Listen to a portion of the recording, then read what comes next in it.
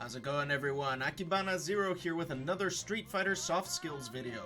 Last week we talked about embracing discomfort as a means to improving our Street Fighter game. This week we'll be looking at the most uncomfortable states we can often find ourselves in. Losing.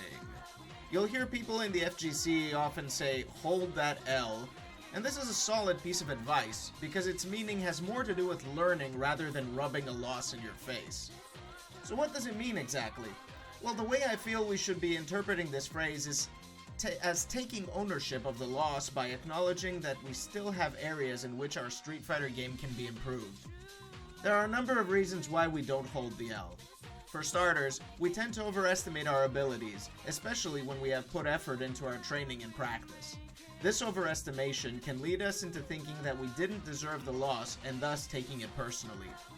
Another reason is that we may be approaching our matches with a defeatist attitude, wherein we lose and simply accept it as proof of our suckage without any intention of improving. Finally, a lot of us may not have a sense of the big picture of what it is that we want to achieve in the game, whether it is to play casually or be competitive.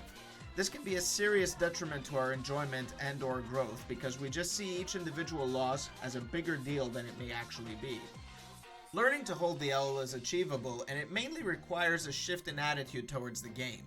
A good start would be to take a step back from each game and consider what stuck out most vividly about our opponent. What was the tactic he or she was using to beat us? How could we have dealt with it better? We can also go a step further and watch our replays and pick out a common theme that is contributing to our losses. We can then take these common themes into the lab and work on them. It is important above all else to acknowledge our current level of Street Fighter play and focus on the things we can improve upon. That includes even the things that we do well. The best way to look at it, in my opinion, is that there will always be someone better than us, and that's exciting because it means that there is more to the journey. Street Fighter is a game that takes work and dedication because it taps into the majority of our mental faculties and pushes them to the limit, and even beyond. Now, I know that dedication is something that might make us feel like we may not be putting enough in, which is what we will be looking at in next week's Street Fighter Soft Skills. Let me know what you thought. What other topics would you like to hear about? If you like my channel, please consider subscribing here on YouTube.